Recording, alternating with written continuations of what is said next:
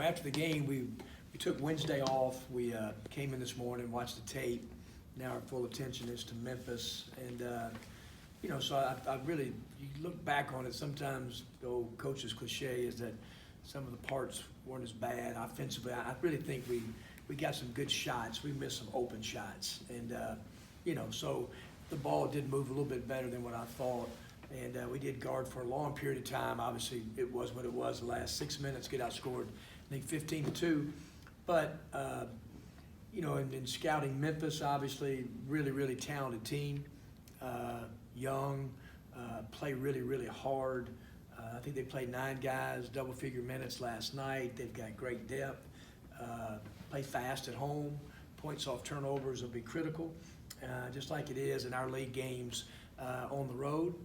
It's good today. We'll get Blake back. He'll be in full practice today and tomorrow, and we'll see how he progresses. And we for sure think he'll be available for Memphis on Saturday.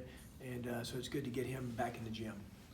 What do you think is the best case scenario for Blake? Is it 10 minutes? Is it 5 or more? I couldn't tell you, Parrish, because I really want to see him today. Yeah. I'll let you know probably after practice. I probably could get a really good read, on how many minutes, because I don't know.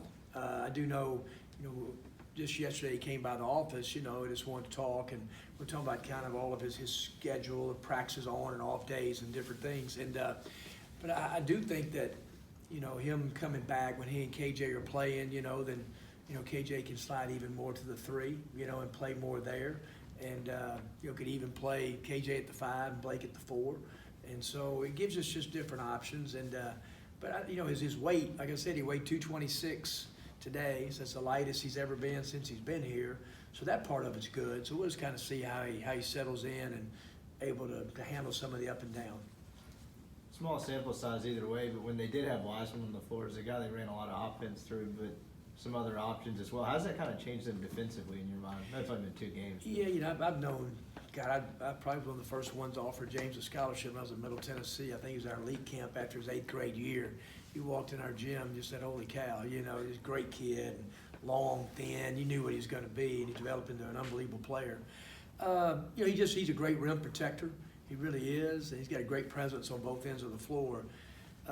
They obviously, you're going to miss a guy like him. Don't get me wrong, you're going to. But they're still really, really talented, and they're still undefeated when he hadn't played Bahamas and in their games. So they've still got great length. Thompson, Morrison, they're long, they're athletic, and so they still got other rim protectors. You've obviously known this game was on the schedule. How closely were you paying attention to everything that was happening with him and Penny to kind of see if he could play? If you follow college basketball, you're going to see it. Obviously it was a huge story with maybe the number 1 pick in the draft is going through that. But, kind of there's a ruling now, and we'll see how it plays out. But like I said, I think Memphis is an NCAA tournament team without James and an NCAA tournament team with him.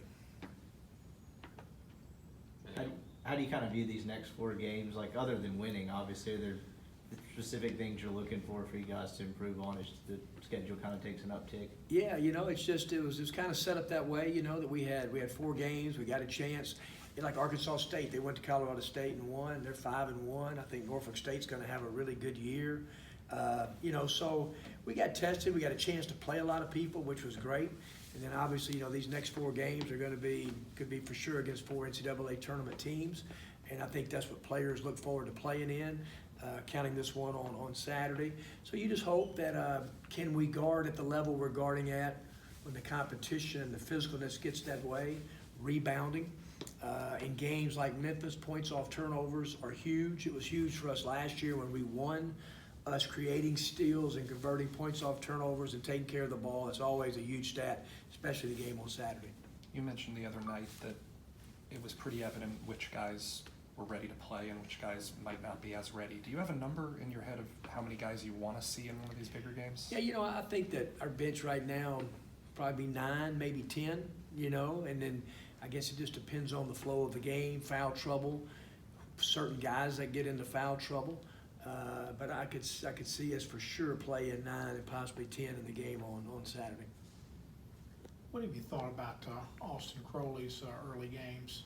I like, Austin is, I like the fact the other night he drove the ball, and, because that's what he is, he's very athletic, and, early, he's had some good shots, but he's kind of, really, I think in the first 3 games, all of his shots were threes, and so, really shot faking, getting paint touches, being athletic at the rim, which he can be.